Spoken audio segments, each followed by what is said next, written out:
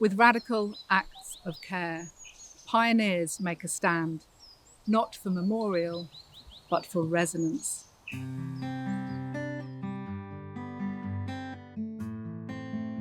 Resonance is a living, growing artwork. It brings together people, silver birch trees and peat bogs in our changing landscape.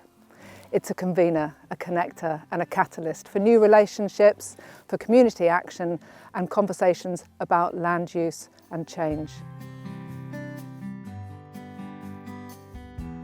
You almost need a diverse ecosystem of people like we've got here, with scientists, conservationists and artists all coming together to explain why it's important for the climate crisis that we face that we go to work on this bog in the way that we're seeing here. In the context of looking after the world we live in, the land, the critters and each other, and addressing the nature and climate emergencies, art can shine a light on the interlinkages between people and place, between nature and climate, between ideas, societies, decisions and actions. Resonance does this by bringing the trees, the landscape, the weather and conversations together in a way that will evolve and take shape over the next 100 years because of the people who have taken part in the process, from collecting the trees to planting them in tree circles and nurturing them over the decades to come.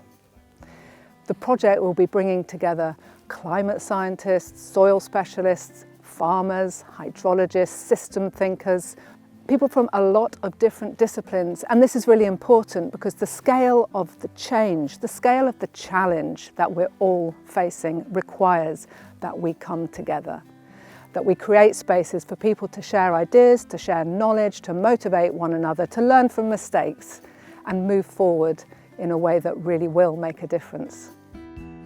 The Land Use for Net Zero Hub, or LUNZ Hub, is a really interesting project because it is trying to sit right at the intersection of science and policy and bring together a lot of different forms of engagement and evidence to try to make sense of this kind of transition toward land use for net zero nature and people.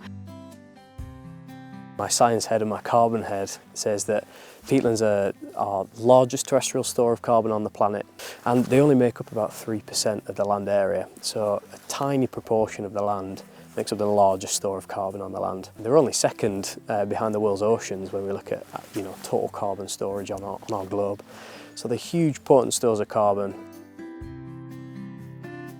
The passing on of energy through light and soil, through minds and hearts and hands. Stories grow and will be written out in land. It's really opened my eyes to the other benefits of our peatlands. It's not just about carbon, but it's about biodiversity. It's about the cultural benefits of just coming to these places, having a walk around. It's a tranquil nature, it's a great head clearer. And even the name bog makes you think, oh, I don't want to go there. But actually, when you get people out here and you tell them about how important it is, they can really connect with the wilderness that they feel and that primeval history of human beings. I really learned that there's no point doing the science if you can't express it in a meaningful way to those who use and experience this environment and who care and who are just as close to it as I might be. For me, learning how to portray science through the arts was a fantastic experience and really opened my eyes to the wider benefits of our bogs, but also how we can engage with our peatlands. What does that mean to the farmers around this lag? What does that mean to local schools and communities? What does that mean to the activist? What does that mean to all these other different people from different walks of life? And that's why an event like this today is fantastic. You can see all those different perspectives and you can all work together holistically to engage and have your say about why this place is important to you and how can we push that? How can we push that in policy? There's people here from government today who have a genuine impact on how we move forward, how we measure the success of restoration, how we measure the benefits, the ecosystem services of our bogs. We described resonance as a radical act of care, and you guys are all doing something involved in land in one way or another. We're all in some way the foot soldiers of this. But from a nature's recovery point of view, tree targets for tree cover expansion are meaningless. We are in a nature crisis. It's existing woodland management that is going to protect the woodland biodiversity that is rapidly declining now. This is really interesting. I'm actually a forester, so taking trees out is not something I've ever done before, but there's good ecological reason for it, so I'm quite proud actually. So making the decision at the point of what is this land best for. So if it's high conservation value, carbon value, community value, or highly productive farmland, there's probably better places for trees. We can integrate trees through things like agroforestry, but land use change should take place in those other places. It's not one size solution fits all. We need to mould it and get the best outcomes for climate, nature and food production and everything else that goes on hand in hand with farming.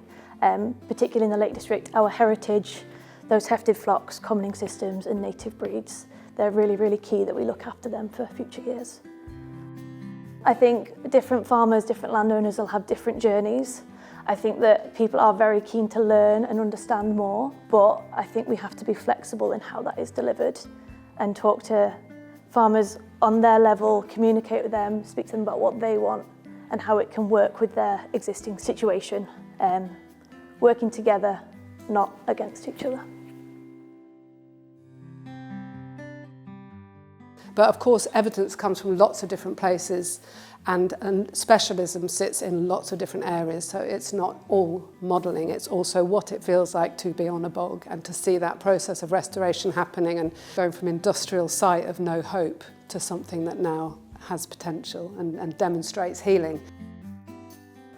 Behind me, there are people gently taking up these tiny little birch trees now, or with a vision of taking them to make these 7 circles somewhere else. And you asked me, how does it feel to be here for the first digging up of the trees for resonance? I can hear laughter. And the rain's passed, people are talking, they're working together. And we've had an introduction to the bog is introducing itself to us. I do feel excited and I feel potential.